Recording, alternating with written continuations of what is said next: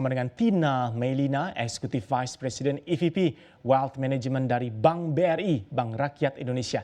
Dan Ibu Tina, tadi sempat kita bahas juga sebelum break mengenai siapa sebenarnya bisa tercover mendapatkan layanan khususnya dari BRI. Karena wealth management ini kan biasanya identik dengan affluent segmentation. Apakah BRI juga bisa mengcover ini untuk emerging affluent yang jumlahnya juga semakin bertumbuh di tanah air? Ya, kalau misalnya pada umumnya memang wealth management identik dengan layanan untuk nasabah utama ya atau nasabah prima. Biasanya memang berangkat dari layanan bisa prioritas, private banking, atau nasabah-nasabah affluent. Tetapi memang bisnis ini sendiri bisa memberikan solusi kepada seluruh segmen termasuk emerging affluent tadi, karena memang di situ terdapat potensi-potensi dan kebutuhan-kebutuhan yang bisa dijawab dengan solusi-solusi produk yang di-provide dari wealth management bisnis ini, sehingga memang berangkatnya umumnya memang dari melayani affluent dan sudah terstruktur dengan baik.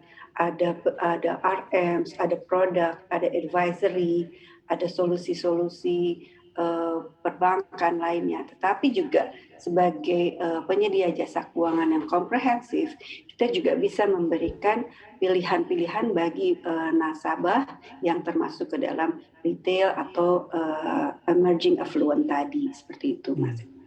Baik. Nah, ini biar lebih detail lagi kita punya pemahaman sebenarnya apa saja sih ini Bu Tina jenis-jenis layanan wealth management yang disediakan dan ditawarkan oleh Bank Rakyat Indonesia BRI sehingga kita langsung bisa memilih kira-kira yang sesuai dengan profil saya yang mana nih ya jenis layanannya.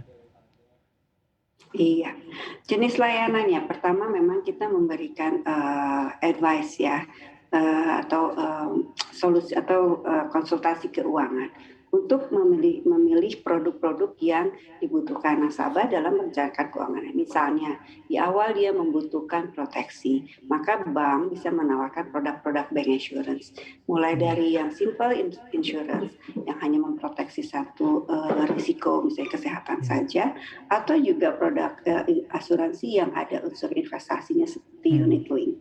Dan produk asuransi ini juga kita siapkan untuk masyarakat juga sampai masyarakat yang segmen mikro dengan micro insurance atau asuransi yang sangat simple, mudah dipahami dan murah gitu ya. Jadi itu juga bisa kita sampaikan untuk menjadi solusi keuangan di seluruh segmen. Kemudian dia berangkat memiliki cukup portofolio untuk mulai mengenal produk-produk investasi.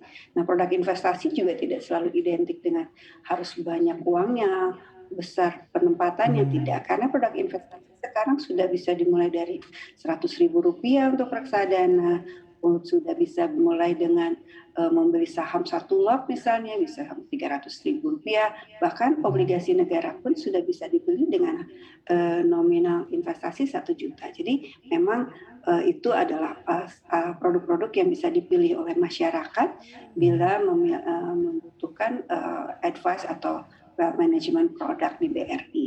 Nah, selain itu juga BRI siap untuk masyarakat atau nasabah yang mulai ingin merencanakan pensiunnya dengan produk DPLK yang kita juga miliki dan kita kelola. Dan BRI sendiri sudah merupakan grup di mana anak-anak perusahaannya juga merupakan pemain di industri finansial, ada asuransi, ada sekuritas, ada aset manajemen, ada asuransi kerugian, bahkan ventures.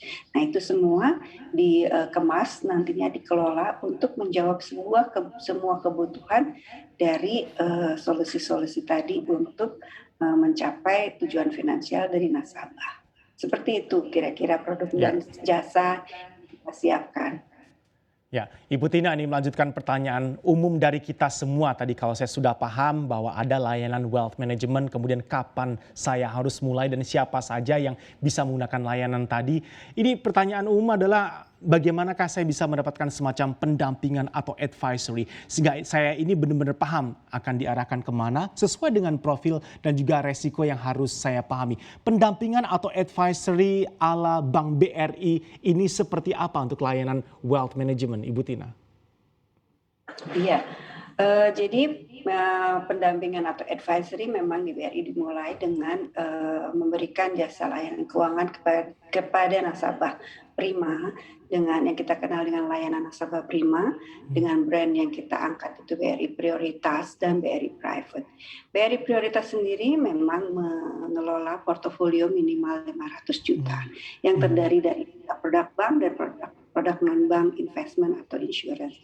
Nah, juga ada segmen lainnya yaitu BRI Private, di mana portofolio yang kita kelola atau kita dampingi untuk dapat advisory itu dimulai 15 miliar rupiah untuk semua jenis portofolio yang dipercayakan dikelola oleh BRI dan BRI Group seperti itu.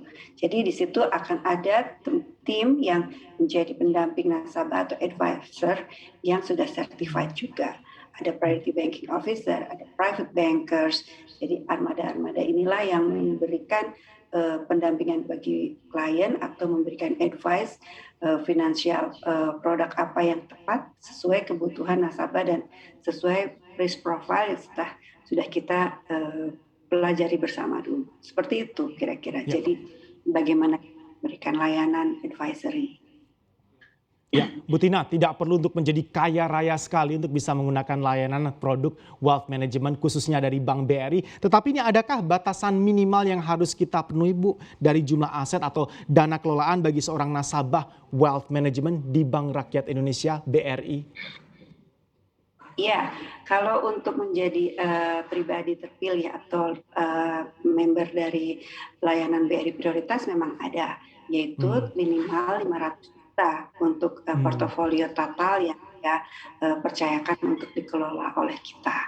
Dan ada satu layer lagi atau satu segmen lagi yang kita kembangkan juga yaitu advisory yang dikelola adalah nasabah private. Nah, BRI Private itu mengelola nasabah-nasabah yang memiliki portofolio 15 miliar ke atas, seperti itu, Mas.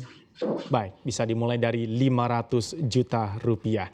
Tadi kita bahas bahwa ini sangat positif angkanya tren pertumbuhan bisnis dari wealth management. Mari kita bahas secara spesifik kinerja dari Bank BRI terkait dengan divisi wealth managementnya. Seperti apa pertumbuhan bisnis wealth management milik Bank BRI? Ya, kalau pertumbuhan bisnisnya sangat luar biasa ya kalau saya boleh bilang. Ternyata respon masyarakat terhadap layanan ini bagi BRI itu cukup antusias. Terlihat dari selama 10 tahun bisnis wealth management ini berlangsung di BRI, sudah meningkat dana kelolaannya sekitar 18 kali. Jadi pertumbuhan ini sangat signifikan, sangat agresif karena masyarakat mulai percaya dan mempercayakan asetnya untuk dikelola yang kita sebut dengan aset under management. Dan jumlah nasabahnya juga sangat berkembang ya. Jadi jumlah nasabah per number of client meningkat sampai 21 kali semenjak bisnis ini berkembang atau dalam kurun waktu 10 tahun. Dan saat ini kita mengelola hampir 132 triliun dengan dengan tren yang terus bertumbuh. Dan salah satu kontribusi yang sangat dibutuhkan apalagi dengan tren perbankan saat ini adalah kontribusi dari sisi fee-based income kepada perusahaan. Seperti itu. Baik. Ada target-target spesifik yang ingin dikejar dan dicapai oleh Bank Rakyat Indonesia untuk segmen bisnis wealth management BRI ke depannya atau mungkin dimulai dari jangka pendek tahun-tahun mendatang ini, Bu?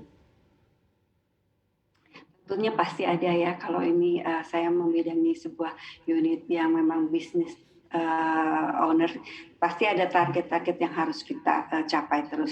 Yang pasti pertumbuhan dana kelolaan itu adalah suatu target utama yang harus kita kejar sehingga positioning kita di market juga semakin eksis. Jumlah nasabah yang ditingkatkan pemahaman dan literasinya juga kita kembangkan terus sehingga number of client tentunya diharapkan terus bertumbuh dan kontribusi bisnis ini terhadap perusahaan juga diharapkan terus semakin signifikan. Kontribusi dalam bidang apa? Kontribusi dalam bidang fee-based income yang dihasilkan oleh produk investasi maupun produk bank insurance.